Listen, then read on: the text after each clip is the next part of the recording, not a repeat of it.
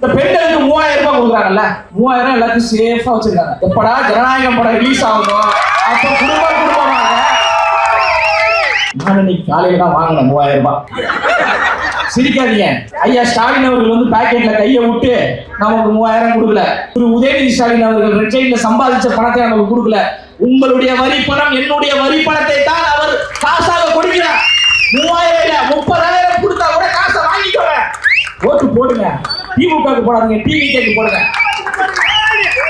வாய்ப்பு இருந்தா தலைவா, நாளைக்கெல்லாம் வாய்ப்பு இருந்தா கட்சி துண்டோட போயிட்டு ரேஷன் கடையில கியூல நின்று வாங்குங்க தலைவா. இந்த நேரத்துல மாநாள் சூடு சொரணெல்லாம் பார்க்க கூடாது.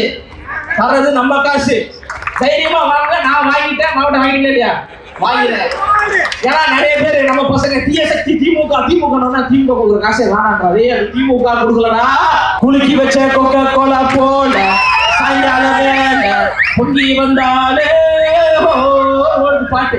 அமைச்சர் அப்படியே பார்த்துட்டு அம்மா மேல நின்று ஆடணும், கீழே வந்து ஆடுமா. சிரிப்பு தான் ஒரு தலைவர்களா பார்த்தாலே. நம்பர் 1 அவர் தான். தமிழ்நாட்டின் நிகழ்கால சூப்பர் ஸ்டார் அண்ணன் விஜய் அவர்கள் தான்.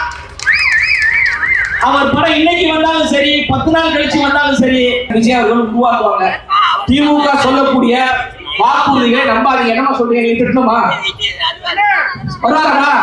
தாய்மார்களுடைய ஆசீர்வாதத்தை விஜய் அவர்கள் தான் 2026 முதலமைச்சர் அப்படின்னு அம்மா ஆசீர்வாதம் கொடுக்குறாங்க.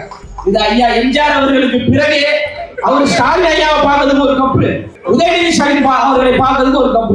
ஐயா ஸ்டாலின் அவர்களை ஏன் நம்ம பொம்மை முதல்வர் என்று சொல்கிறோம் என்றால், ஏன்னா அவர் அப்படி வச்ச மேட்சே விளையாடலங்க. ஒலிப்போர் வீரர்களுக்காக வீர வணக்கம் செலுத்த அவருடைய கொள்கை கோட்பாடுகளை தமிழ்நாடு முழுவதும் கொண்டு போய் நாங்க சேர்க்கிறோம். என்னப்பா காவல்துறை முடிக்க சொல்றாங்களா? பரவாயில்ல, இந்த 5 மாசம் ஆட்சியே முடிய போதுங்க ஐயா. அப்ப நம்ம ஆட்சி விடுங்க, பாத்துக்கலாம்.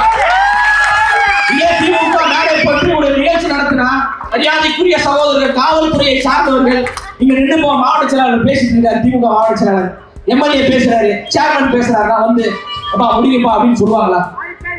எய்ப்பவர்க்கே காலம் என்று எண்ணி விடாதே, பொய் எத்தனை நாள் கை கொடுக்கும் மறந்து விடாதே. வாக்குச்சாவடிக்கு சென்று தீய சக்தி திமுகவை ஒற்றை விரலால் ஓங்கி அடித்து